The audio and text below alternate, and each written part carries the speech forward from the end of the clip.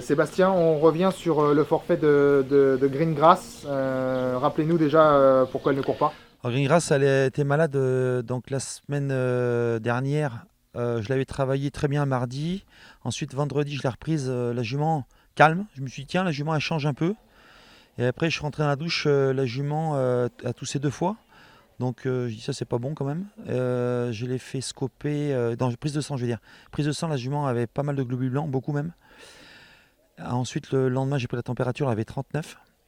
Après, le surlendemain, elle avait 40 et demi. Donc, mais à manger déjà. Alors ça c'est encore bizarre.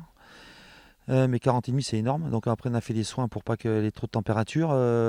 Et puis on l'a scopée, elle était sale. Donc on a préféré donc pas travailler forcément. La jument elle a redevenu bien en température 5-6 jours après. Mais bon, j'ai pas travaillé du tout sur une maladie. On sait pas trop ce qu'elle a.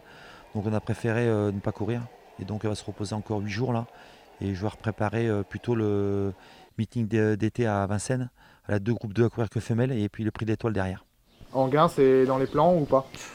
Non, je pense pas faut à moins vraiment que la jument revienne bien, mais je pense pas.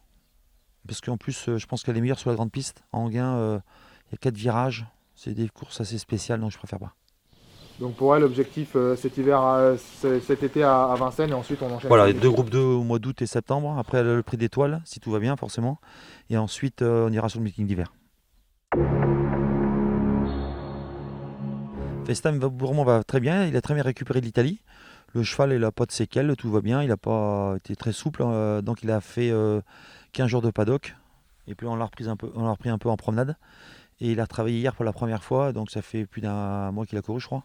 Un petit mois, on va dire. Et il a retravaillé comme, tout doucement, mais super bien. Donc là, il va préparer gentiment septembre pour le préparatoire de l'UET à Vincennes. Donc, il y a encore 2 mois à attendre. Et ensuite, donc s'il se qualifie, faudra sortir de la France. Ouais, c'est la finale à Helsinki, donc on va sûrement, bon, en principe, on va y aller. Le cheval est top, il devrait se qualifier facilement, donc il n'y a pas de souci et on va essayer de gagner cette course-là. Est-ce qu'à froid, il y a un peu de regret de finalement pas avoir couru le Critérium et d'avoir été en Italie ou pas? Bah, le regret, c'est le propriétaire qui a choisi, hein. Moi, mon avis à moi, c'était de courir les 2 courses. Le Critérium, mais 15 jours après, l'Italie.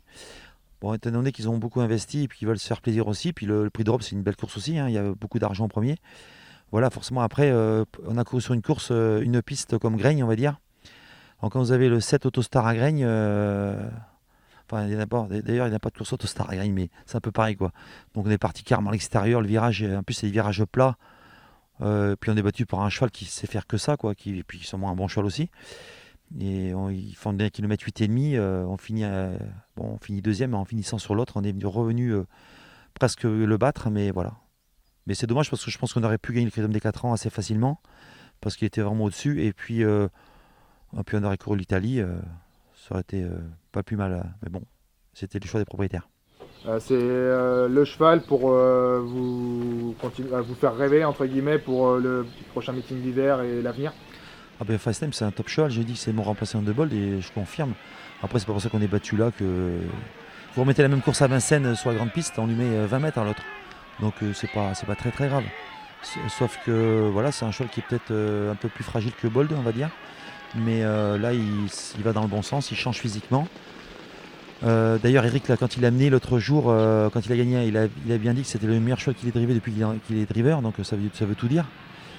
Donc c'est un cheval qui a gros de moyens. Maintenant, pour un prix d'Amérique l'année prochaine, c'est peut-être un peu court, parce qu'il y a une grosse année encore il y a des sacrées choses, je veux dire, à battre. Donc, mais je pense qu'à l'avenir, c'est un top cheval, oui. Ça vient déjà.